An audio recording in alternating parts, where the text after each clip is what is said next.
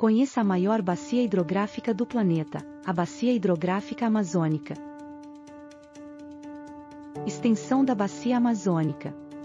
A Bacia Hidrográfica Amazônica cobre aproximadamente 7 milhões de quilômetros quadrados, quase metade da América do Sul. Países abrangidos: Brasil, Peru, Bolívia, Colômbia, Equador, Venezuela, Guiana, Suriname e Guiana Francesa. Cobertura da bacia no Brasil. No Brasil, a bacia abrange cerca de 60% do território, em estados como Amazonas, Acre, Roraima, Rondônia, Amapá, Pará e Mato Grosso. Rio Amazonas. O coração da bacia é o Rio Amazonas, que nasce no Peru e percorre mais de 6.500 quilômetros até o Oceano Atlântico, no Pará. Curiosidades do Rio Amazonas. Chega a 11 quilômetros de largura nas cheias.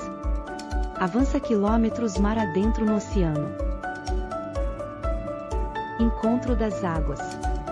O encontro das águas ocorre onde o Rio Negro e o Solimões se juntam em Manaus, formando um fenômeno natural único. A floresta amazônica.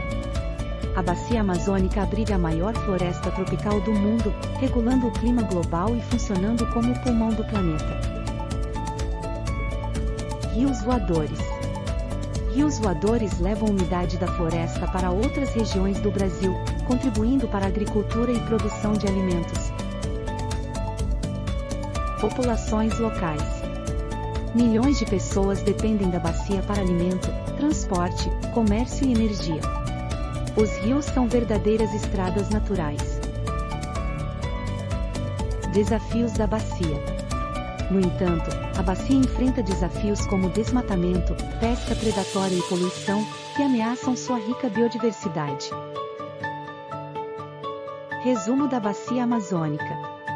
A Bacia Hidrográfica Amazônica é vital para o planeta, cobrindo vários países, sustentando milhões e protegendo a vida. Gostou de aprender sobre a maior bacia hidrográfica do mundo? Curta, compartilhe e inscreva-se para mais curiosidades.